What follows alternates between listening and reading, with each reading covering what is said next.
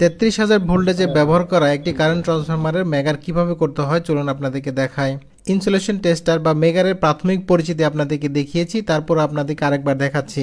এই মেগারের যে লাল তারটা দেখতে পাচ্ছেন এটা হচ্ছে মেগারের ফেজ কানেকশন, অর্থাৎ আমরা যে ইকুইপমেন্টটা বা যন্ত্রটা পরীক্ষা করব তার ফেজ কানেকশনে এই যে লাল প্রোবটা ধরতে হবে আর কালো তারটা ধরতে হবে বডিতে।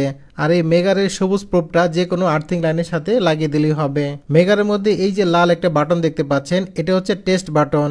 এটা একটু চাপ দিয়ে ডান দিকে ঘুরিয়ে দিলেই টেস্ট বাটনটা লক হয়ে যায়, অর্থাৎ আপনি কত সময় ধরে টেস্ট করতে চান সেটা এই বাটন দিয়ে কিন্তু আপনি ফিক্সড করতে পারেন। এটা বাটনটা হোল্ড করে চাপ দিয়ে ডান দিকে ঘুরিয়ে দিলে কাউন্টডাউন শুরু হবে। তো দেখতে পাচ্ছেন লক হয়ে গেছে আর বিপ সাউন্ড হচ্ছে।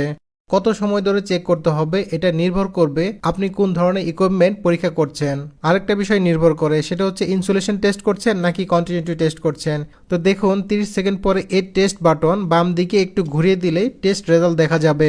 তো দেখতে পাচ্ছেন আমাদের এই কারেন্ট ট্রান্সফরমারের প্রাইমারি এই P2 থেকে আমাদের যে বডি যে কানেকশনটা এটার রেজিস্ট্যান্স পাওয়া গেছে 251 গিগা ওহম। তাহলে আমরা এই ইনসুলেশন টেস্টের মাধ্যমে বুঝতে পারলাম আমাদের এই কারেন্ট ট্রান্সফরমার অনেক ভালো আছে।